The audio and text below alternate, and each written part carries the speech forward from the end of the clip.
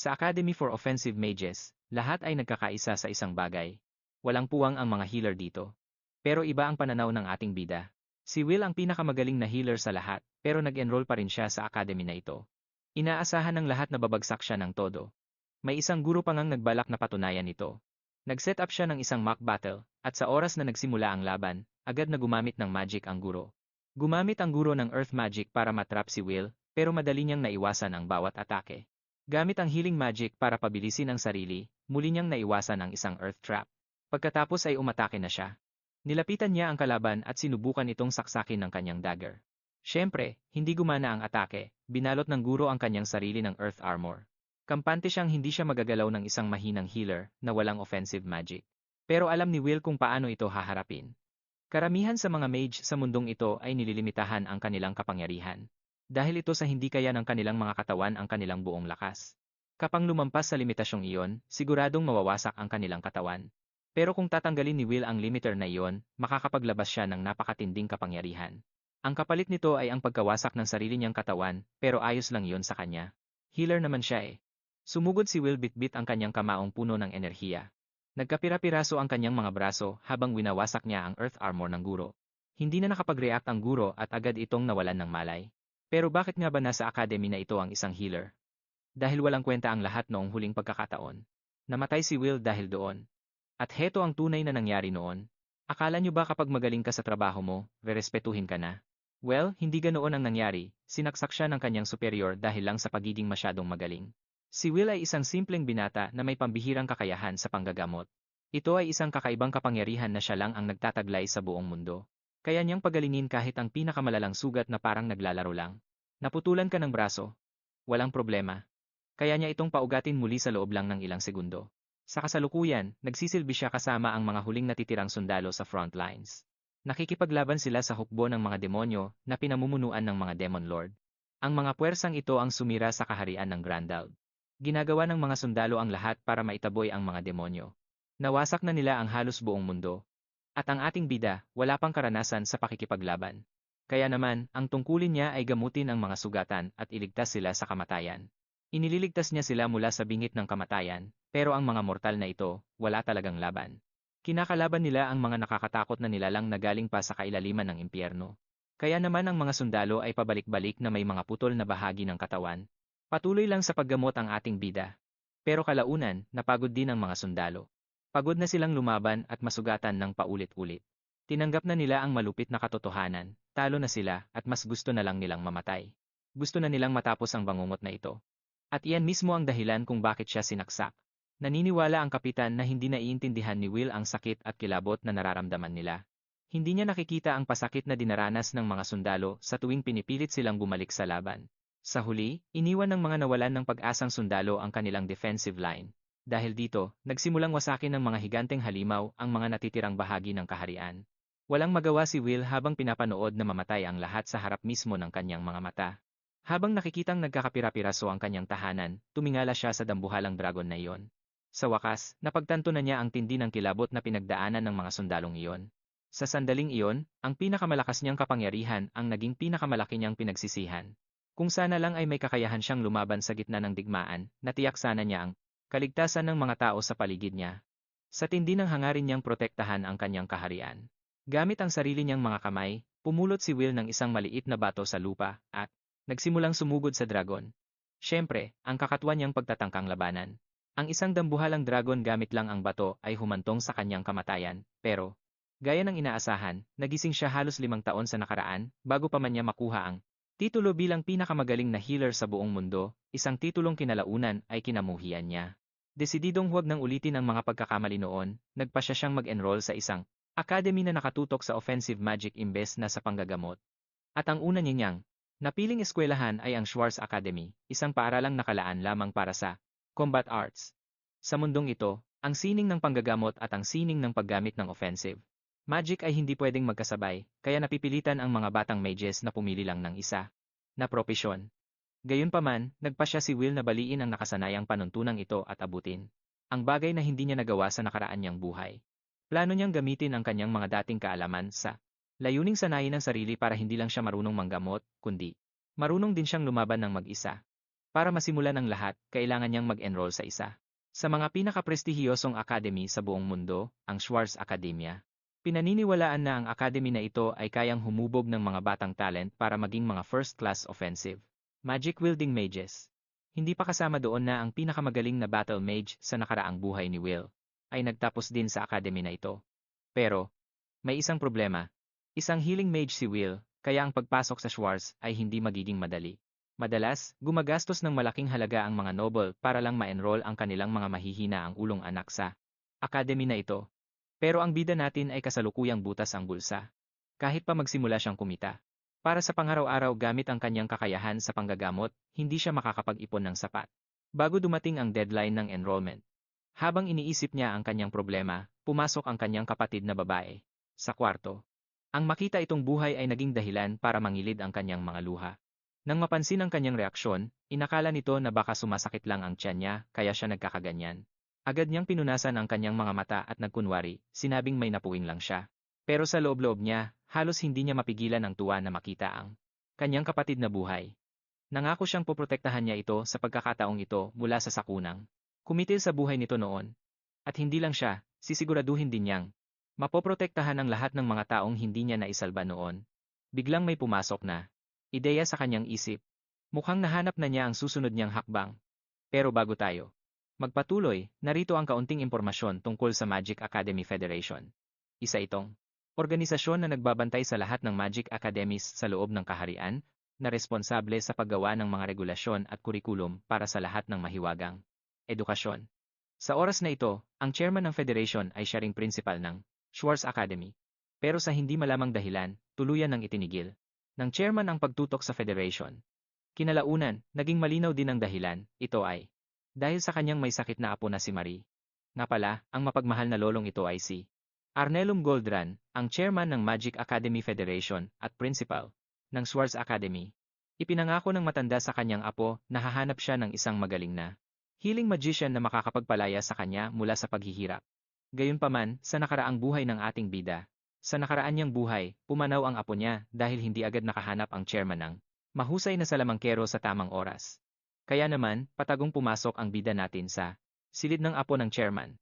Swerte naman at hindi na kailangang ipakilala pa ng ating bida ang kanyang sarili sa chairman dahil nandoon na mismo ito. Kilala na ng matanda ang scholarship student na galing sa hilig. Tutal, sikat na si Will sa buong kaharian dahil sa pambihirang talento. Nataglay niya sa healing magic. Kaya naman, para sa chairman, hindi akma sa isang gaya ng bida natin ang magpaligid-ligid na parang magnanakaw. Sa isip-isip ni Will, tama naman siya, kung hindi siguro dahil sa kanyang mga karanasan sa past life. Hindi siya maglalakas loob na basta-basta pumasok sa pribadong kwarto ng iba. Pero sa kabilang banda, ang mga formalidad ay isang karangyaan na hindi nila kayang ibigay ngayon. Kailangan niyang makapasok agad dahil siya lang ang makakapagpagaling sa kanya. Siyempre, alam ng matanda na walang libre sa mundong ito at gusto niyang maging malinaw ang intensyon ng batang ito. Giit ni Will, naghahabol sila sa oras. Mas mahalaga ang paggamot sa kanya kaysa sa anumang negosasyon. Sa huli, pumayag din ang matanda sa gusto ng ating bida. Umupo siya sa tabi ng kama, handa ng gamutin ang sakit nito. Pero ang matalim na titig ng matanda ay nakakuha sa kanyang atensyon, tila binabasa ang buong pagkatao ng ating bida. Parang nagpapahiwatig ang chairman na isang maling galaw lang at tapos na ang ating bida. Kaya naman, huminga ng malalim si Will, handa na siya, at sinimulan na ang kanyang mahika sa pagpapagaling. Habang inilalabas niya ang healing magic na ito, napagtanto niyang lumiliit na ang kanyang mana kumpara sa dati niyang buhay.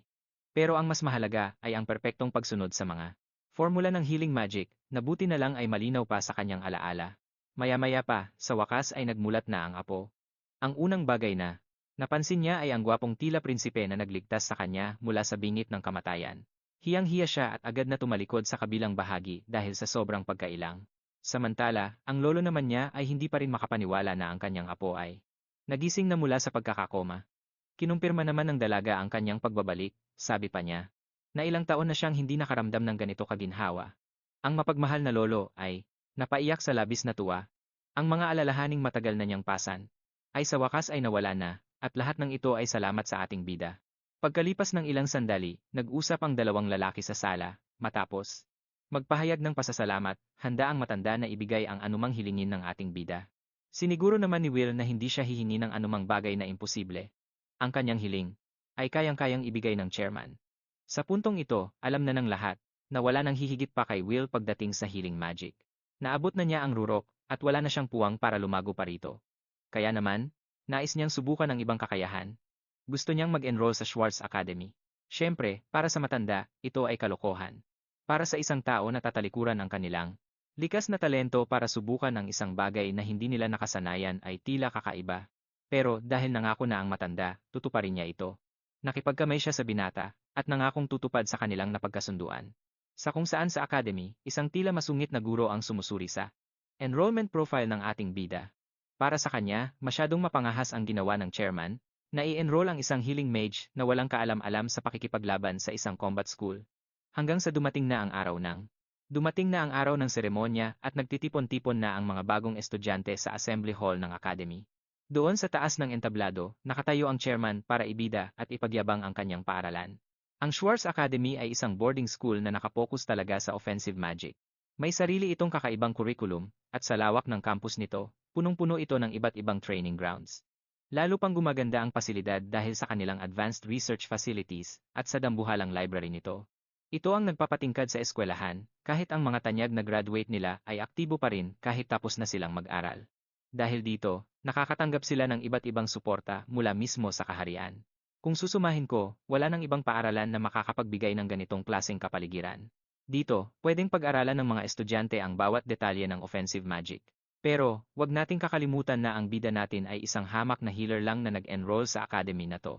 Ngayon lang nangyari ang ganito, kaya asahan na nating magiging madugo at mahirap ang dadaanan niya.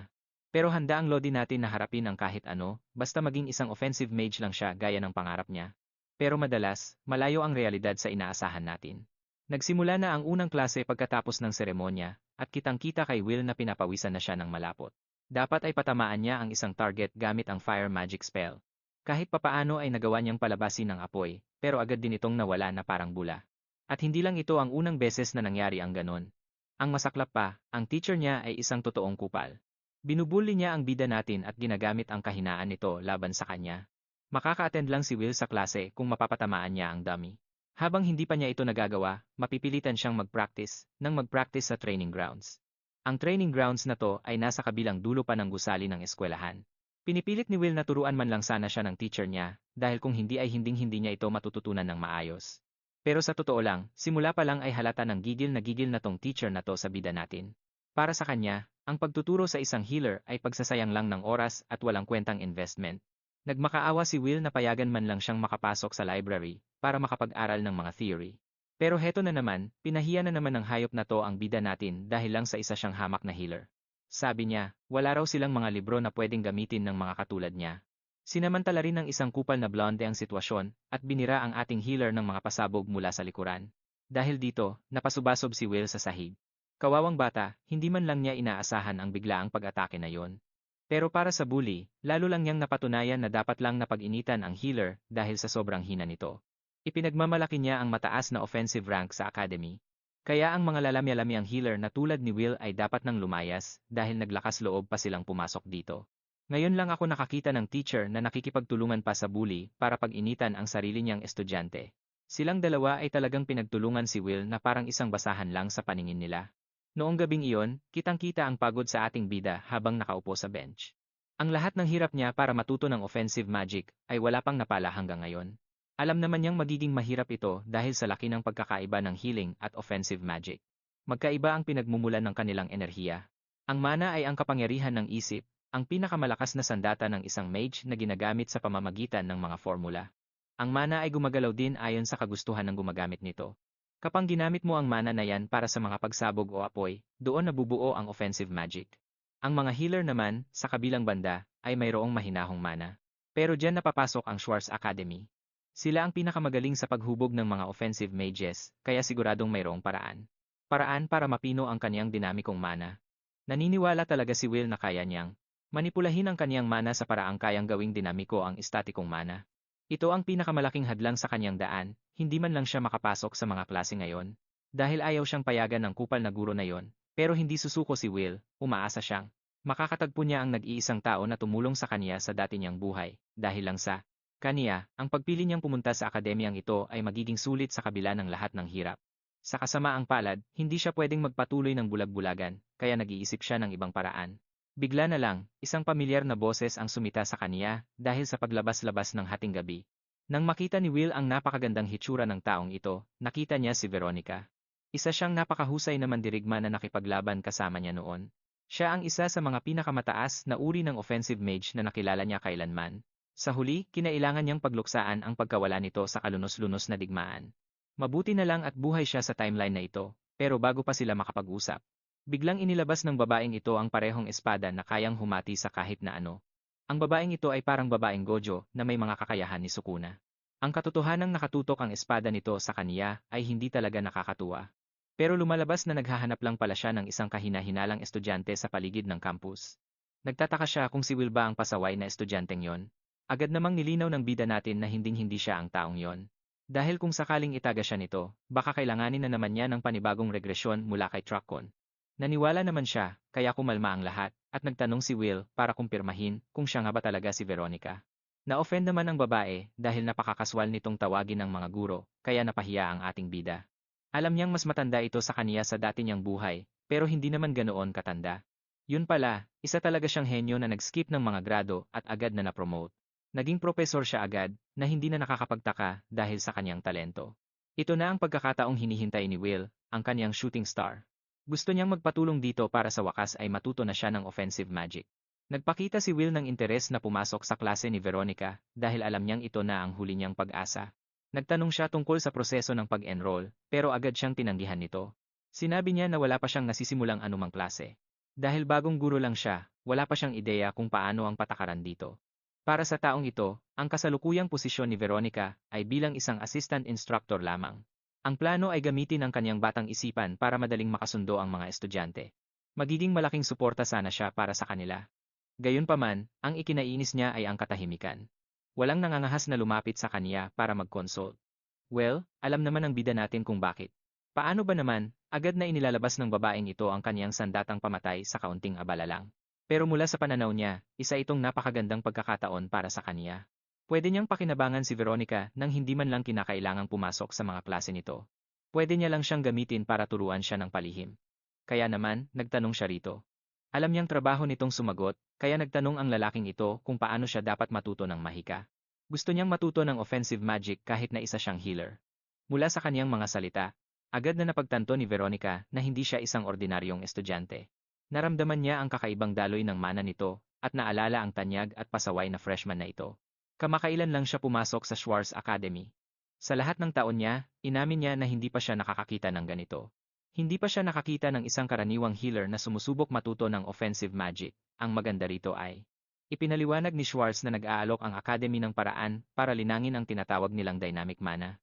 Ito ang pundasyong pinaniniwalaan ng bida natin na magsisilbing perpektong simula para sa kanya. At nung kinumpirma ni Veronica na totoo ito, tuwang-tuwa si Will dahil sa wakas ay may tsansa na siya. Pero may isang maliit na problema, sinabihan siya ng babaeng ito na ang utak biya niya dahil hindi siya kailanman matututo ng offensive magic. Kahit pa mayroon siyang ganung paraan, talagang nagulat ang ating bida sa nalaman niya. Lalo na nung ipinaliwanag ni Veronica na sobra-sobra na ang static mana sa katawan niya. Ibig sabihin nito, kahit pasimulan niya ang pagbuo ng dynamic mana mula sa simula, magbabago pa rin ang karamihan nito. Matutunaw lang ang karamihan nito, at magiging static mana rin sa bandang huli. At kung susubukan niyang linangin ang dynamic mana sa ibang paraan, maghahalo lang ang dalawang klase ng mana at magiging imposible ang lahat. Magiging imposible para sa kanya na gumamit ng kahit anong klase ng offensive magic.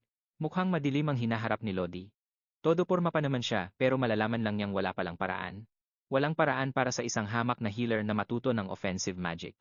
Nagsisisi na tuloy si Will kung bakit hindi siya binigyan ng instruction manual nung i-regress siya ni Truckun. Pero ayaw niyang sumuko, kahit pa magmukha siyang Einstein ng kanyang henerasyon. Gusto niyang mag-imbento ng bagong paraan. Nagpasalamat siya sa assistant professor, at akmang aalis na sana. Bigla siyang pinigilan ni Veronica para tapusin ang kanyang sasabihin. Itinuloy niya ang paliwanag kanina. Sinabi niya na kahit totoo na hindi makakagamit ng offensive magic ang mga healer, mayroon pa ring isang paraan. May isang caveat o kondisyon na pwedeng magbigay daan para maging offensive mage ang isang healer. Naguluhan ng husto ang bida natin dahil pati siya ay hindi magets ang logic ng babaeng ito. Ipinakita ni Veronica ang kanyang punto sa pamamagitan ng paglalabas ng kanyang espesyal na espada na gawa sa bakal. Isa itong armas na pwedeng gamitin para tumabas at tumalo ng mga kaaway. Pagkatapos, itinuro niya ang bench sa tabi nila na gawa sa kahoy at ginagamit para upuan. Sa madaling salita, para lang sinasabi ng professor na ito na ang tubig ay basa at ang sahig ay gawa sa sahig. Pero heto ang twist. Binuhat niya ang bench at ipinaliwanag na kahit gamitin niya ito. Kahit gamitin niya ito para bugbugin ang isang tao, ituturing pa rin itong isang armas. Nakakatawa dahil napapaisip si Will kung paano nagagawa ng maskuladang mommy na ito na buhatin ang ganon kabigat na bench. Nagtataka siya kung paano niya iyon nabubuhat gamit ang kanyang mga braso na parang noodles lang kapayat. Ang punto ni Veronica ay kahit ginawa ang isang bagay para sa ibang layunin, pwede mo pa rin itong gamitin sa paraang gusto mo. Para mas maintindihan niya, ginamit niya ang kanyang kamay para haplusin ang mukha ni Will. Dahil dito, namula ang ating bida. Pangarap ito ng halos lahat ng mga lalaki. Pero bigla niyang pinitik ng malakas ang mukha nito, at ipinaliwanag na ginamit niya ang kanyang kamay sa dalawang magkaibang paraan. Medyo napalakas nga lang ang tama kay Will, pero naintindihan naman niya ang punto. Parehong bagay, pero magkaibang gamit. Sa wakas ay nagising ang diwa ni Will. Naisip niya kung pwede ba niyang gamitin ang kanyang healing magic bilang pang-atake. Sa tagal ng panahon, hindi man lang sumagi sa isip niya ang ideyang iyon. Ang mismong dahilan kung bakit hindi magkasundo ang dalawang panig ng mga mage ay dahil sa kanilang mga pagkakaiba. Ang pagkakaibang iyon ay nasa klase ng kanilang mana, pero sa tingin ni Veronica, kakaiba ang batang ito. Sa tingin niya, isang malaking hakbang na ang ginawa ni Will nung nag-enroll ito sa isang offensive magic academy. At kahit ang mana nito ay nagpapakita na hindi lang siya basta isang healer. Isang obserbasyon ito na kahit si Will mismo ay hindi napansin. Napaisip tuloy siya kung isa ba ito sa mga kakayahang ibinigay sa kanya ni Truckon. Itinutok ni Veronica ang kanyang talim sa leeg ni Will at inutusan siyang maging alerto. Inutusan niya itong silaban ang nag-aapoy na pagnanasa sa loob ng kanyang kaluluwa. Kapag ginawa niya iyon, magiging higit pa siya sa isang normal na mage. Kapag ginawa niya iyon, siya ay magiging. Wala nang makakapigil sa kanya at dudurugin niya ang sinumang haharang sa landas niya. Kinabukasan, pilit na inaalala ng bida natin ang naging usapan nila ng kanyang guro kahapon. Marami itong ginamit na iba't ibang halimbawa para lang maipaliwanag ng maayos ang kanyang punto. Ang talagang ipinagtataka niya ay kung bakit parang wala itong anumang kinikilingan laban sa mga ordinaryong manggagamot o healer. Idagdag pa ang katotohanang nakaisip agad ang guro ng isang teorya na talagang may katuturan. Naisip ni Will na baka ginagamit din ito ang kaparehong paraan sa kanyang sarili. Pero naputol ang kanyang pag-iisip nang bigla siyang tawaging healer ng pabalang ng isang instructor. Espesyal ang klase nila ngayong araw. Dahil magkakaroon ng maraming isang laban sa isa o one-on-one na bakbakan, maaari na siyang sumali kasama ang iba. Siyempre, problema na niya kung makakagamit ba siya ng offensive magic o hindi. Nakapagdesisyon na rin ang kupal na guro kung sino ang mga magkakasama sa pairing. At gaya ng inaasahan, itinapat ng lalaking ito ang bida natin sa hambog na blonde na nakasagupan niya noong isang araw. Hindi excited ang bida natin sa laban niyang ito kay Opulpus. Dahil ang batang ito ay galing sa isang tanyag na akademya ng mga maharlika at talagang malakas ang kapit. Isa siyang spoiled na mayaman, pero higit pa roon, isa talaga siyang malakas na offensive mage. Sigurado na agad sa panalo si Opulpus, kaya naman kung ano-ano ng panlalait ang sinasabi niya sa bida natin. Tinatanong pa niya kung tatakbo ba pabalik sa nanay niya ang bida natin kapag nadurog na siya. Pinipigilan talaga ng bida natin ang sarili niyang pumatol sa pang-iinis ng timang na ito. Kahit nagaling siya sa hinaharap at alam niyang bata lang ang kalaban niya, nakakabanas pa rin talaga ang ugali nito. Ang maganda rito, gustong subukan ni Will ang teorya ni Veronica sa mismong labanan. Kaya nagpakita siya ng interes sa laban. Kinuha niya ang atensyon ng propesor at tumangging sumuko. Sa halip, may mungkahi ang bida natin, at sinabing wala naman siyang talento sa offensive magic. At dahil magsasayang lang sila ng oras sa laban na ito, tinaasan niya ang pusta. Tahasan niyang sinabi na aalis siya sa Schwartz Academy kapag natalo siya sa laban na ito. Tuwang-tuwa naman ang propesor nang marinig ang mga salitang iyon. Pero ang kapalit nito, kapag nanalo ang bida natin, papayagan na siyang pumasok sa mga regular na klase. Isang mapang-insultong mungkahi ito, pero dahil sa sobrang yabang ni Opulpus, tawa lang siya ng tawa. Sabi niya, masyado raw nakakatawa ang isiping mananalo ang bida natin. Tingin pa niya ay hibang na si Will sa sarili niyang mundo at wala talagang tsansang manalo. Nawalan na ng pasensya ang instructor sa kanila at tinanggap na lang ang mungkahi. Inutusan niya ang dalawang kalahok na pumunta na sa kani-kanilang pwesto. Naghudyat na siya para simulan ang laban, at agad na naglabas ng offensive magic ang kalaban. Nagpalabas siya ng maraming nagniningning na mga balisong. Ito ang kanyang specialty na tinatawag na knife creation magic. Sa madaling salita, para lang siyang low-budget na Gilgamesh na maliliit na espada ang sandata. Habang pinapaulanan si Will ng mga balisong, isinisigaw niya na walang paraan para madepensahan ng isang healer ang sarili nito. Pero ang bida natin, nakabuddha pose lang at handa nang ilabas ang kanyang domain expansion. Sa sandaling ginamit niya ang kanyang teknik, nagawa niyang tapatan ang bilis ng mga balisong. Buong ingat niyang iniwasan ang lahat ng iyon gamit ang teknik na tinatawag na life manipulation.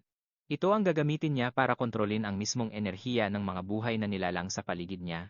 Itataas nito ang kanilang kalusugan hanggang sa sukdulan.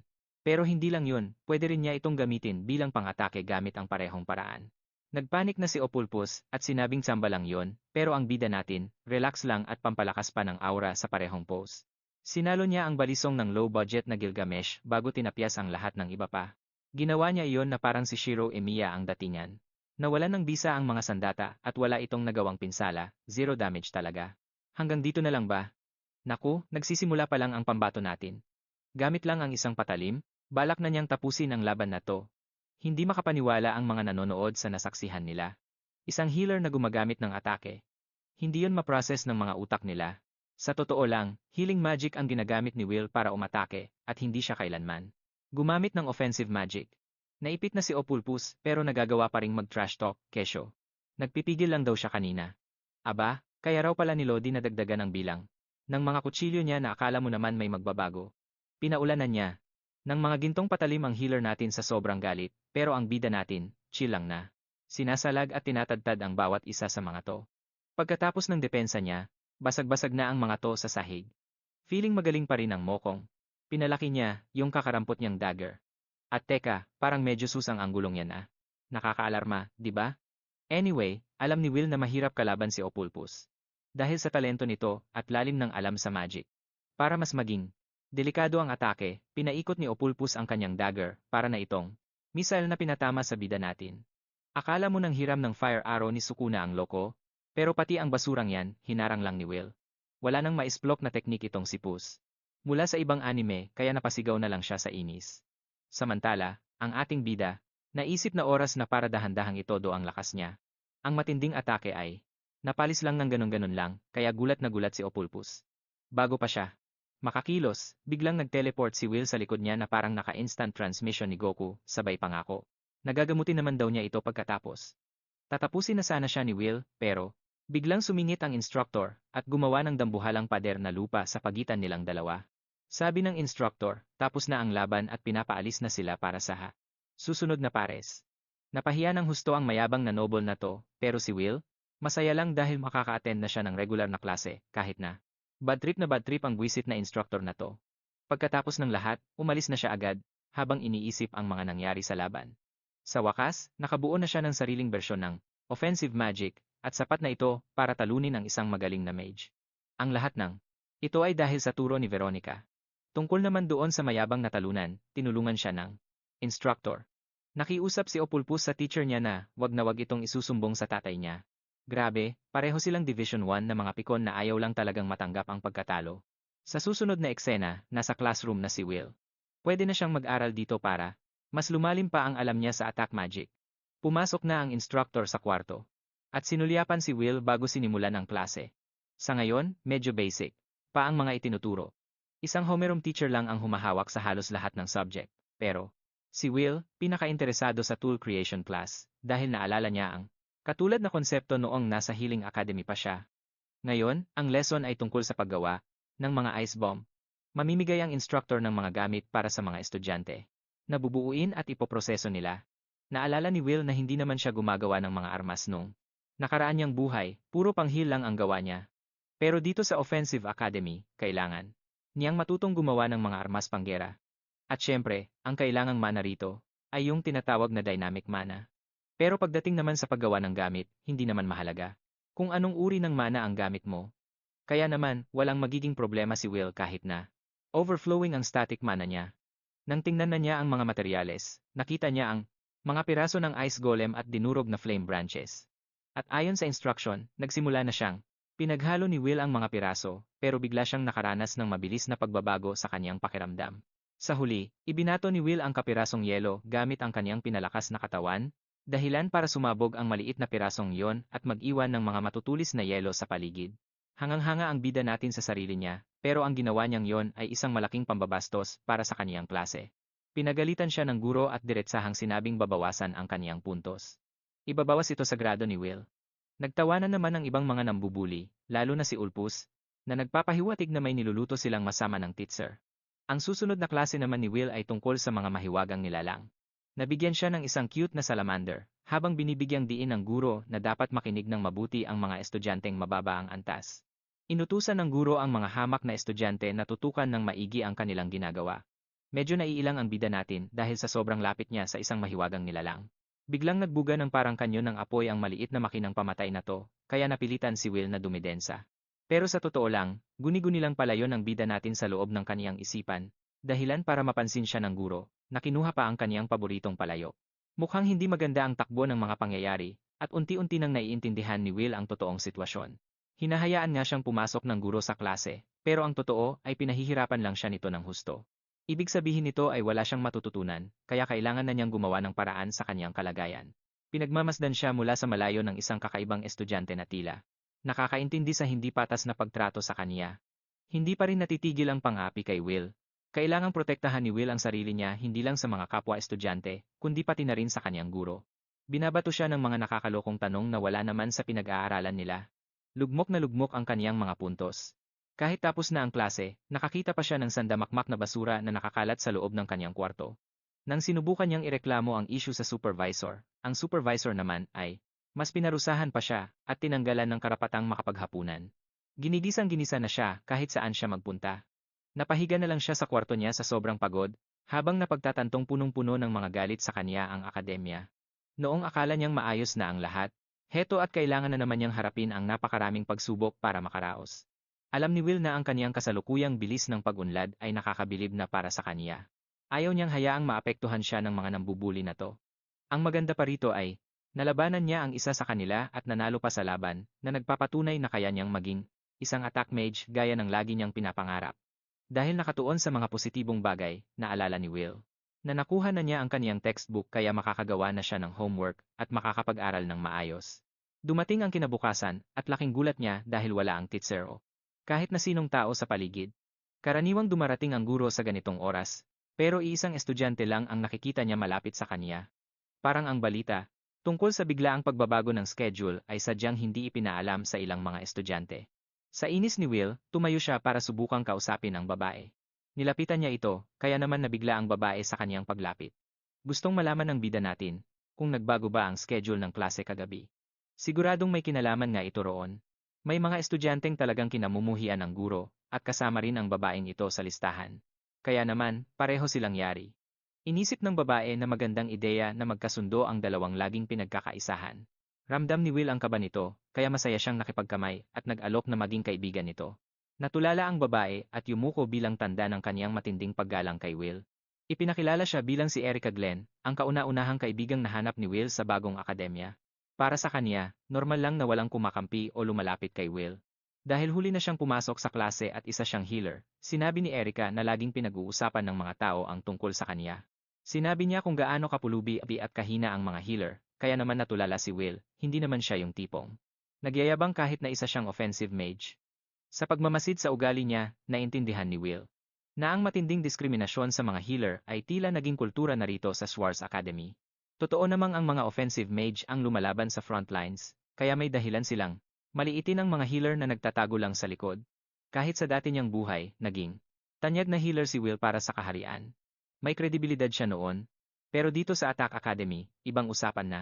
Kakainin si Will ng diskriminasyon sa eskwelahang ito kung hindi siya lalaban rito. Nagtanong si Erica kung ano ba talagang pakay niya at pumasok siya sa Offensive Academy. Inayos ni Will ang kanyang iniisip at sumagot na hindi niya matatanggap ang realidad niya. Bilang isang healer lang at balak niyang sumabak sa frontlines. Nabigla siya sa rason ni Will, pero nilinaw ng ating bida na may personal siyang dahilan na pinanghahawakan niya. Tungkol naman sa balak ni Erica, mukhang galing pala siya sa isang maliit na pamilya ng mga noble. Dahil walang lalaking anak na ipinanganak sa pamilya nila, akala ng mga magulang niya ay matatapos na ang kanilang lahi. Kaya naman, gumawa siya ng sariling paraan at naisip na kung magiging malakas siyang attack mage, baka maging head siya ng pamilya dahil sa kanyang katayuan. Isang katanggap-tanggap na mithiin ito para kay Will. Pero ang problema kay Erica, wala siyang kahit katiting na talento sa magic. Wala rin siyang kaibigan at binubuli pa siya sa klase. Buti na lang, masaya siyang naging kaibigan ng ating bida, at tinawag pa itong isang kulelat na dadamay sa kanya kapag mababa ang mga grade niya. Bugbog sarado na ang ating bida sa mga hirit niya, pero biro lang naman yon para sa kanya. Anyway, pinaalalahanan niya ang dalaga na malapit nang matupad ang mga inaasahan ni Erica. Nang hindi na nagpaliwanag pa ng marami, dinala siya ni Will sa ibang classroom kung saan talaga ginagawa ang klase. Nahanap naman ng dalawa ang tamang silid, pero gaya ng inaasahan, tinuring silang late ng kanilang instructor. Humingi ng paumanhin si Will, dahil hindi niya alam ang biglaang pagbabago ng schedule, pero itong kupal na instructor na to, ay masyadong masungit at ayaw silang patawarin. Para parusahan si Will, nagpasya siyang banatan pa ito ng isa pang tanong. Masamang balita ito. Alam na ni Erica na hindi nakapasok ang ating bida sa karamihan ng mga nakaraang klase, kaya ibig sabihin ay wala siyang alam kahit ano. Pagtingin sa board, sinimulang himayin ni Will ang problema sa kanyang isip habang binibida naman ng guro. Nababawasan ang points niya kapag nagkamali siya ng sagot. Pinagtatawanan pa ni Opulpus si Will dahil alam niyang malapit na itong bumagsak. Pero seryoso ang ating bida sa konsentrasyon, kaya kinuha niya ang chalk at nagsimulang magsulat.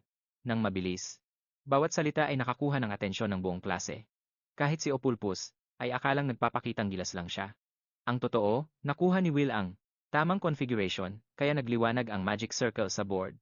Binura niya, ang inaasahan ng lahat at napatahimik ang buong silid, pati na ang walang kwenta niyang instructor. Napilitan ng guro na aminin na tama ang sagot niya, kaya naman natulala si Opulpus at maging si Erica. Imposible talagang ang bagong bata ay nagawang i-decode ang sagot, gayong wala siya sa lahat ng mga klase niya. Pagkatapos mismo ng nakakairita na klaseng iyon, agad na gustong malaman ni Erica kung paano niya nasagutan ang tanong na iyon. Paliwanag ni Will, madali lang naman daw itong sagutin, dahil natutunan niya ito sa textbook. Nabasa na niya ang textbook, kaya alam na niya ang mga dapat asahan. Ang mas lalong nagpagulat sa kanya ay ang katotohanang tinapos basahin ng lalaking ito ang buong libro. Sa loob lang ng isang gabi, tinapos ni Will ang buong libro nang walang kahirap-hirap. Ito pa lang ang unang beses na binasa niya to, pero parang binalasubas niya lang sa bilis ang buong libro. Para sa kanya, isa ito sa pinakamalupit na libro pagdating sa offensive magic. Nakasulat dito ang lahat, mula sa mga basic hanggang sa mga advanced na technique. Sobrang detalyado ng bawat paliwanag sa loob nito. Kaya naman niyang pag-aralan to ng mag-isa, pero kung wala kang kahit anong alam sa mahika, parang parusa ang pagbabasa ng bawat linya nito. Ang maganda kasi kay Will, dati pa siyang halimaw pagdating sa mga theoretical na aralin. Kaya naman hindi siya masyadong nahirapan sa pag-intindi rito. Isang gabi lang, kabisado na niya ang lahat tungkol sa offensive magic, parang nagbabasa lang siya ng isang simpleng nobela. Habang tuwang-tuwa siya, kilabot na kilabot naman itong si Erica sa kanya. Ang librong basta-basta niya lang nilamon ay ang itinuturing na bangungot sa buong academy nila. Isang uri ito ng libro na hinding-hindi mo maiintindihan kung wala ang tulong ng isang guro. Nagsisimula na tuloy magsisi ang dalaga na minaliit niya si Will at tinawag na failure noong una. Napagtanto niya na siya na lang pala ang naiwang kulelat sa kanilang dalawa. Ayaw naman niyang basta na lang siya iwanan ni Will sa pinakamababang rank. Siniguro naman ng bida natin na tutulungan at tuturuan niya si Erica sa kahit anong aralin na mahirapan ito. Sa madaling salita, mag-best friend naman sila at galing sa iisang klase. Napangiti ng malapad si Erica dahil sa wakas ay makakatanggap siya ng tulong mula sa kanya. Pero ang totoo, pumasok lang naman sa eskwelahang ito ang bida natin para sa sarili niyang mga plano. Hindi siya nandito para makipagplastikan o makipaglaro ng power of friendship. Pero dahil mag-isa lang siya, alam niyang kakailanganin niya ang tulong ni Erica. Kaya naman, sinabi niya sa dalaga na may kailangan itong gawing pabor para sa kanya. Ang susunod nilang klase ay tungkol sa General Offensive Magic, isang subject na kailanman ay hindi niya naipasa. Ito ang pangunahing dahilan kung bakit hindi siya makapasok sa iba pang mga klase. Akala ni Erica, sisiw na lang ito kay Will lalo na tinalo niya na ang mga kalaban niya noon. Pero iba ang katotohanan. Ang totoo, hindi talaga marunong gumamit si Will ng General Offensive Magic gaya ng iba. Pero syempre, mayroon siyang napakatalinong plano. Para magtagumpay ang lahat, kailangan niya ang tulong ni Erica. Sa susunod na eksena, nagtipon-tipon na naman ang mga estudyante sa training grounds. Pagdating sa offensive magic, may dalawang sangay ito, ang general at unique magic. Ang general magic ay yung mga spell na may maayos na sinusunod na formula. Dahil sa mga formula na to, madali itong matutunan at magagamit ng kahit na sino. Kabaligtaran naman nito ang unique magic, dahil ito ay nakaukit na mismo sa kaloob-looban ng isang user. Kasama na rito ang gaya ng special knife creation magic ni Opulpus.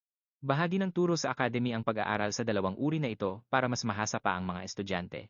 Siyempre, pagdating sa unique magic, walang iisang tamang sagot o paraan. Para sa bida natin, ito na sana ang pinakamadaling paraan para makasali sa mga klase at manalo. Ang problema nga lang, laging sumasabit ang swerte niya pagdating sa pag-aaral ng General Offensive Magic. At alam na alam yan ng teacher niya. Sinamantala ng instructor ang pagiging healer ni Will at pinuri siya dahil sa galing niya sa theoretical skills. Pero ang tanong, uubra rin kaya ang galing na ito pagdating sa mga practical exam? Kasi naman, sigurado nang babagsak si Will sa klaseng ito kung kahit basic magic ay hindi niya man lang magamit. Binigyang diin ng instructor na ang gagawin nila ngayon ay wala namang pagkakaiba sa mga nauna nilang sinubukan. Ang kailangan lang nilang gawin ay patamaan ang target. Muli niyang minaliit si Will at sinabing napakadali lang ng task na to. Ibig sabihin, kung pati ito ay hindi niya magagawa, hinding-hindi siya makakagraduate. Naalala ng instructor kung paano ginamit ng bata ang healing magic sa mga offensive na galaw at kung paano nito pinalalakas ang katawan, pero ang gusto niya lang talaga ay sumuko na lang si Will. Pero ang bida natin, hindi man lang natinag at miningitian lang ang sitwasyon. Gulat na gulat ang instructor nang makita niyang nababalot ng apoy ang kamay ni Will. Wala talagang kahit anong dahilan para makagamit ang batang ito ng ganyang uri ng mahika. Pero wag kayong palilin lang. Isa lang pala itong madayang taktika na ginamit ng ating bida. Nakadepende ang buong plano niya kay Erika na siyang gumawa ng fireball gamit ang bersyon nito ng General Offense Magic. Pagkatapos, nilagay niya ang fireball sa loob ng buntot ng salamander. Sunod nito, maingat na ginamit ni Will ang auto-healing para paypayan ang apoy, at itinago ito sa loob ng kanyang kamay. Sa madaling salita, ginagawa niya ang ginagawa ni Gojo sa Torusa, kanyang reverse curse technique para mapanatili ang limitless. Isa itong walang hanggang pag-heal. Pero kahit ganoon, nagduda pa rin si Erika sa ginawa niya, at napaisip kung anong klaseng tao ba ang kinakaharap niya. Hindi niya alam na ang lalaking ito ang pinakamagaling na healer ng sangkatauhan noong una. Anyway, itinigil niya ang healing magic matapos buksan ang kanyang kamay, kaya nagmukhang naglabas siya ng fireball mula mismo sa kanyang mga palad. Pagkatapos noon, madali na ang lahat. Itinira niya ito diretso sa target at pinatumbas ito. Nang saktong-sakto sa gitna, nanginginig na parang dahon sa takot ang instructor. Napahiya na naman siya ng sarili niyang estudyante. Masyadong magaling ang ilusyong ginawa ni Will kaya kumbinsidong-kumbinsido siya na. Gumamit nga si Will ng offensive magic. Dahil dito, agad siyang nakapasa, na umani. Nang palakpak mula kay Erika habang litong-lito naman ang mga nanonood. Higit sa lahat, galit na galit si Opulpus. Pagkatapos ng klase, hinarap niya ang guro para humingi ng paliwanag. Pareho silang walang kaalam-alam sa nangyayari. Wala talagang lohika kung paanong natutunan ni Will ang General Offense Magic. Sobrang nasaktan ang ego ni Opulpus dahil sa pagkatalo niya, at ngayon, pakiramdam niya ay sumusobra na ang healer na ito. Desidido na ang loko na magsumbong sa kanyang ama para lang ipasara o wasakin ang buong klase. Kahit ang guro ay nagulat sa pagpupumilit niya, habang naglalakad palayo ang mayabang na noble, sabay utos sa instructor na gawin ang lahat para mapatalsik o mawala ang healer sa klase nila. Ang kupal na teacher naman ay naipit sa sitwasyon dahil may panganib na mabuking siya kapag nilabag niya ang mga patakaran. Sa kasamaang palad, ang tagal niyang pinaghirapan ang trabaho niya sa academy, kaya hindi niya ito pwedeng mawala ngayon. Pagkatapos timbangin ng panganib, nagpa siya ang instructor na mas mabuti pang isugal ang lahat at itaboy ang healer na sumisikat na sa kanilang academy. Grabe ang galit niya sa isang 15 taong gulang na estudyante. At sa huli ay nagpasya siya na mismo ang kikilos. Pagkatapos ng mga klase sa training grounds, pinatawag ng instructor si Will ng mag-isa. Pinagbantaan niya ang bida natin, pero inakala lang ni Will na pinupuri siya dahil masyado siyang manhid para mapansin ang sitwasyong kinalalagyan niya. Sinabi ng instructor na gusto niyang bawasan ang bilib sa sarili ng bata, lalo na't marami itong nilaktawang klase noong unang dating pa lang nito sa academy. Pero hindi naman yun kasalanan ng bida natin dahil ang walang kwentang teacher na ito mismo ang tumangging payagan siyang pumasok sa mga klaseng iyon. Sumagot naman si Will at sinabing napag-aralan na niya ang mga lesson mula sa mga kaibigan niya at pag-aaral ng mag-isa kaya wala dapat ipag-alala. Pero sadyang mapang-api ang guro at wala siyang pakialam dahil naniniwala siyang ang bagong lesson na ito ay kailangan para kay Will. Bilang instructor, siya raw ang masusunod sa ituturo niya. Kaya naman, magsasagawa sila ngayon ng isang seryosong mock battle. Mukhang kahina-hinala para kay Will na kailangan niyang kalabanin ang isang guro ng walang dahilan at alam ng instructor na hindi ito patas, kaya binigyan niya ang bata ng handicap. Kapag nakatama si Will kahit isang beses lang, ituturing na siyang panalo sa mini-exam na ito. Dahil sa ganitong kondisyon, inaasahan ng instructor na hindi aatras ang bata at seseryosohin ang laban. Siyempre, ang payasong ito, hindi man lang sumagi sa isip niya na matatalo siya. Ganoon siya kabilib sa sarili niyang kakayahan. Samantalang ang bida naman natin ay malalim ang iniisip, sinusuri ang buong sitwasyon. Tinanggap ng bata ang mga kondisyon ng duelo, na labis naman ikinatuwa ng guro. Nagsimula agad ang bakbakan at gumamit ang instructor ng earth spell mula sa lupa.